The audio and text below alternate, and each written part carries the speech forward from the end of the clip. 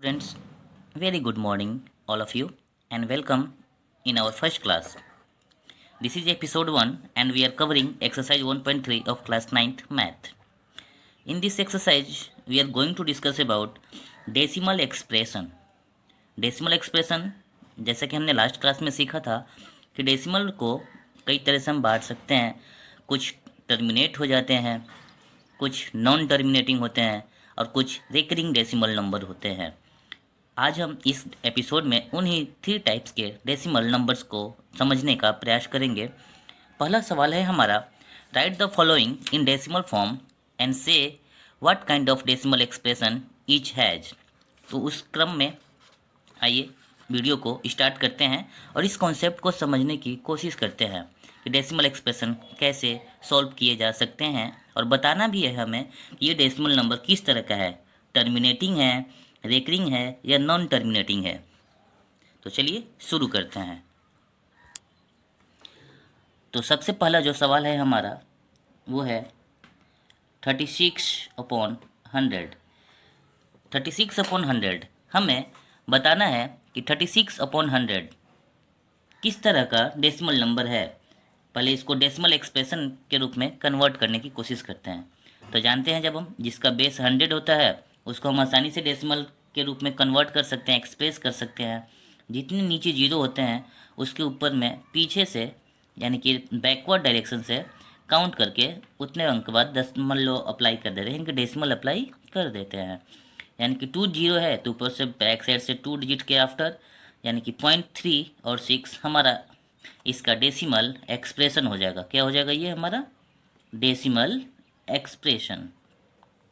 जब ये हमारा डेसिमल एक्सप्रेशन हो जाएगा तब हमें बताना है कि किस तरह का डेसिमल एक्सप्रेशन है। तो आप इसमें क्लियरली देख पा रहे होंगे कि 3 6 यानी कि आफ्टर 2 प्लेस ऑफ डेसिमल ये पूरी तरह से ख़त्म हो गया। अब ऊपर में कोई टर्म बचा नहीं है, यानी कि ये टर्मिनेट हो गया है। क्या हो गया है स्टूडेंट्स? टर्मिनेट हो गया है। तो हमने इसको क्या नाम दिया? Terminate decimal number. तो हम इसको कह सकते हैं कि ये टर्मिनेटिंग डेसिमल और नंबर है। बस इसी तरह से सभी सवालों को सॉल्व करने की कोशिश करना है। तो चलिए हम आपको एक एग्जाम्पल्स के थ्रू अब दूसरा एग्जाम्पल दे रहे हैं, आप उसको सॉल्व करिए और बनाने की कोशिश करिए। सवाल दूसरा, question number 2 is 1/11। 1/11 1/11 we can write it in, जब हम 11 से 1 में डिवाइड करेंगे, डेसिमल में एक्सप्रेस करने के लिए हमें इसको भाग देना होगा। तो हम 11 में 1 को से डिवाइड करेंगे। 1 डिजिट है, छोटा है, पॉइंट देंगे, एक जीरो आएगा, फिर भी छोटा है। अब से छोटा है तो एक जीरो और लेने के लिए यहाँ पे एक जीरो अप्लाई करना पड़ेगा। Now it will became 100। तो 11 से 100 9 टाइम्स में जाएगा, 99 होगा। फिर 1 रिमाइंडर बचेगा। जैसे ही 1 रिमाइंडर बचेगा, हमने देखा था कि जब 1 आया था तो हमने 0.09 टर्म्स को टेबल को रिपीट किया था। यानी कि इसके बाद क्या देख रहा है कि फिर एक जीरो लगाएंगे तो यहाँ एक और जो पॉइंट दे दिया है तो एक जीरो आ जाएगा, एक जीरो लगा के एक और जीरो ले लेंगे, 100 हो जाएगा। फिर 9th के टेबल में 11 के पढ़ेंगे तो 99 आएगा। Then again we have 1 as reminder. तो हम क्या देख पा रहे हैं, जो हमारा क्वेश्चन है 0909 रिपीट कर रहा है। यानी कि हमने देखा कि 0.09 को रिपीट कर रहा है। रिपीट करने वाले डिजिट के ऊपर हम एक बार लगा देते हैं और उसको बोलते हैं हम रेकरिंग डेसिमल नंबर। रेकरिंग भी है, और क्या रेकरिंग होने के बाद ये टर्मिनेट हो जा रहा है? तो हम आसानी से देख पा रहे होंगे कि ये टर्मिनेट नहीं हो रहा है। तो ये रेकरिंग भी है और उसके साथ साथ नॉन टर्मिनेटिंग भी है। तो इस तरह से हम इसके इक्वेशंस को भी मेंशन करेंगे, तब जाके हमारा क्वेश्चन सही तरीके से सॉल्व होता जाएगा। उम्मीद है आप लोग कॉन्सेप्ट को अच्छी तरह समझ पा रहे होंगे। चलिए बढ़ते हैं आगे नंबर 3 की तरफ। तीसरा क्वेश्चन जो दिख रहा है वो है 4:1/8। 4:1/8 आपको इसको सॉल्व करना है। तो चलिए आप इसको सॉल्व करिए जल्दी से, वीडियो पॉज कर उसके बाद मिला के देखेंगे कि कैसा बना है, सही या गलत।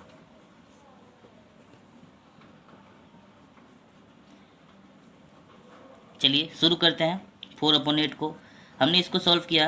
8 4 जा 32, 1 तो ये 33/8, जब 33/8 और जब हम इसको डिवाइड करेंगे अगेन उसी फॉर्मेट में 33 को, तो 8 4 जा 32, 1 रिमाइंडर होगा पॉइंट देंगे 0 आएगा, 8 1 जा 8 होगा, 2 रिमाइंडर होगा पॉइंट दे दिए हैं 0 आ गया है, 8 2 जा 16 होगा, 4 रिमाइंडर होगा पॉइंट दिए हैं 1 0 आएगा, 8 5 जा 40 times and all terms are cancelled out. Now quotient will be 4.125. After 3 place of decimal we can clearly see that this terminate all term, यानी कि जब टर्मिनेट हो गया तो हम इसको क्या कहेंगे, टर्मिनेटिंग डेसिमल नंबर। तो इस तरह से हमारा क्वेश्चन नंबर 3 भी हो गया। बाकी के क्वेश्चंस को आप वीडियो पॉज करिए और सॉल्व करने की कोशिश करिए। पहला क्वेश्चन मैं आपको प्रैक्टिस करने के लिए दे रहा हूँ 3/13। क्वेश्चन नंबर बी दे रहा हूँ 2/11 एंड क्वेश्चन नंबर सी है 329/400। These are 3 questions which you will have to make sure that you will learn concept easily, है ना। कॉन्सेप्ट समझ गए होंगे आप लोग। यदि समझ गए होंगे तो इन तीनों सवालों को सॉल्व करो और जल्दी से शेयर करो। धन्यवाद।